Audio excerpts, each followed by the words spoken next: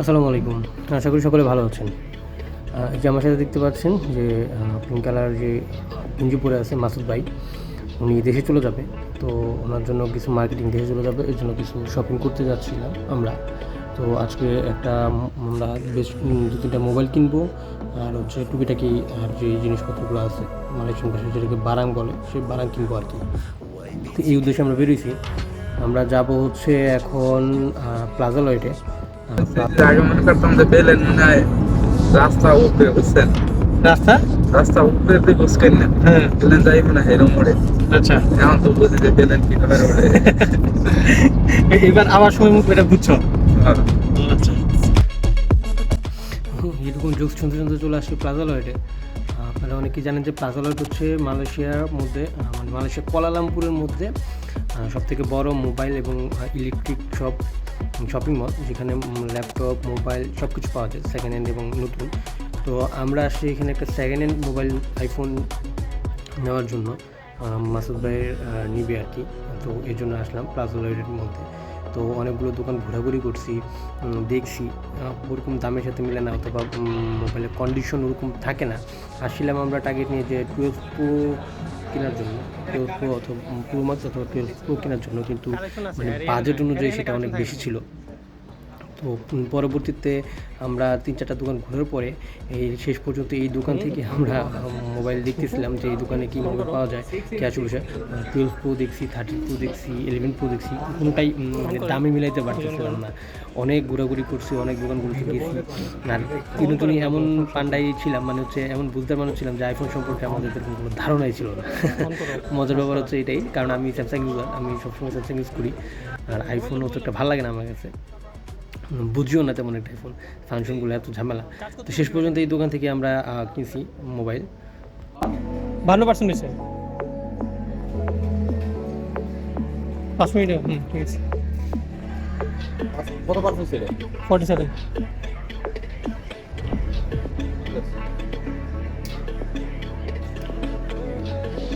5 মিনিটে 5%। 1% লইবে। 5 মিনিটে 5% হয়েছে এটা হিসাব করলে। এখন যেগুলো নতুন ফোন বাড়াইছে ঠিক আছে, এটা তো 20 ওয়াটের চার্জার। এটার জন্য 20 ঠিক আছে।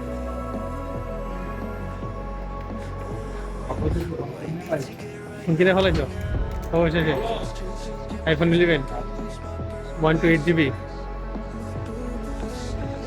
তো পরবর্তীতে আমরা আইফোন 11 কিনছি, আপনি শুনতেই পাচ্ছেন যে 128GB কিনছি আমরা। আর হচ্ছে এটার দাম নিয়েছিল আমাদের কাছে 1200 রিঙ্গিত, ওনারা 1300 রিঙ্গিত চাইছিল। পরবর্তীতে আমরা কমায় 1200 রিঙ্গিত আনছিলাম, কিন্তু এটা ব্যাটারি চেঞ্জ ছিল, 100% ব্যাটারি ছিল। আর আইফোন 11 তো এখন ব্যাটারি চেঞ্জ ছাড়া পাওয়া যাবে না, হেলথ কন্ডিশন। ভিতরে মোটামুটি ভালো ছিল, মাসুদ ভাই এখন ইউজ করতেছে, সার্ভিসও ভালো। ভিডিওটা অনেক দিন আগের করা, আমি এডিট করার আলসামিতে আপলোড করতে লেট হচ্ছে। মোবাইল সার্ভিস ভালো দিচ্ছে আলহামদুলিল্লাহ এখন পর্যন্ত, খারাপ দিচ্ছে না, কিন্তু ব্যাটারি চেঞ্জ করা আর কি 100% নিয়েছিল। তো আমরা 11 প্রো কিনলাম হচ্ছে আমরা 1200 রিঙ্গিত দিয়ে, এবং এটার সাথে আমাদেরকে চার্জার অথবা ব্যাক কভার এগুলো কিছুই দেয় নাই। শুধুমাত্র লাস্টে জোড়াজুড়ি করে অনেক কিছু করে আমরা একটা ব্যাক কভার নিতে পারছি, আর চার্জার কিনে নিতে হয়েছে। পরবর্তীতে আমি তাদের বলতেছিলাম যে আমাকে একটা পিন দেন, কারণ আমাদের তিনজনের অ্যান্ড্রয়েড ফোন, একটা পিন নাই। তো উনি আসলে একটা পিনও ব্যবস্থা করে দেওয়া নেই ওনার দোকান থেকে।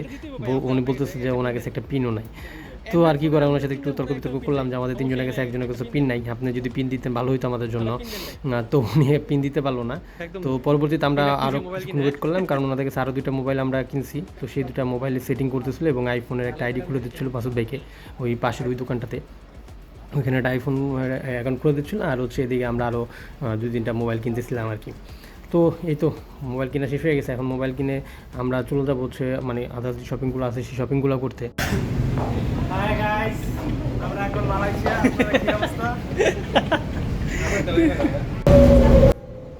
পরবর্তীতে আমাদের শপিংগুলো করা হয়ে যায়, যদিও আমি ভিডিও করতে পারিনি, কারণ অনেকগুলো বারাং বা অনেকগুলো আপনি বলতে পারেন যেটা হচ্ছে জিনিসপত্র ছিল আমাদের হাতে, যা কোনো রকমভাবে ভিডিও করা হয়নি শপিংয়ের। এটা ছিল মনোরেলের মধ্যে। তারপরে বাসায় আসলাম, বাসায় আসার পরে এই যে মাসুদ ভাই প্যাকিং করতেছে, সব কিছু গুছগাছ করতেছে।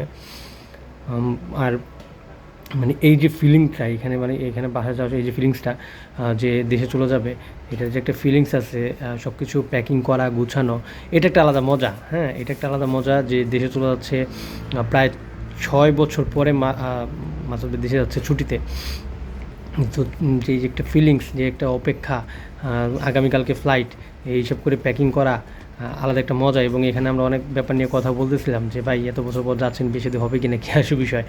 এই তো মজা করতে করতে ওনার প্যাকিংগুলো আমরা করে ফেলতেছিলাম, এক এক করে সব কিছু প্যাকিং করে এগুলোকে র্যাপিং করা। কারণ বাংলাদেশ তো আলহামদুলিল্লাহ, বাংলাদেশের যে এয়ারপোর্ট, সেই এয়ারপোর্টে তো আপনারা সকলেই জানেন যে কত সুন্দর ব্যবস্থা। আলহামদুলিল্লাহ বিশ্বের সেরা এয়ারপোর্ট আমাদের। আর কি বলবো, এই ব্যাপারে তো আপনারা সব জানেনই যে একটা প্রবাসী দেশে যাওয়ার সময় কত স্বপ্ন নিয়ে দেশে যায় এবং কত জিনিসপত্র নিয়ে যায় আত্মীয়স্বজনের জন্য, সেগুলোই আসলে নষ্ট হয়ে যায় আমাদের দেশের এয়ারপোর্টের ব্যবস্থার জন্য। আপনাদের মালয়েশিয়ার যে এয়ারপোর্টের ব্যবস্থা, আমি আপনাদের একটা ছোটো ভিডিও দিব ইনশাল্লাহ কালকে অথবা পরশু, দেখবেন যে মালয়েশিয়ার এয়ারপোর্টে কত সুন্দর একটা ব্যবস্থা, একটা প্রবাসীর জন্য হোক আর একটা স্পেশাল গেস্টের জন্য হোক। বিমানে ওঠা মানেই ভাই আমরা বিমানের কাছে কাস্টমার, সে প্রবাসী হোক এবং সে বিজনেসম্যান হোক আর যেই হোক না কেন। হ্যাঁ, কিন্তু আসলে বাংলাদেশে সেটা মানে না। এই ছিল আজকের মতো ছোটো একটা ব্লগ। ইনশাল্লাহ সামনে আরও ছোটো ছোটো কিছু ব্লগ নিয়ে আসবো ইনশাল্লাহ। আশা করি সকলে ভালো থাকবেন, সুস্থ থাকবেন। ধন্যবাদ সকলকে সম্পূর্ণ ভিডিওটা দেখার জন্য। For more updates, subscribe to our YouTube channel and click on the bell icon. Follow us on Facebook and Instagram. Don't forget to like, comment and share.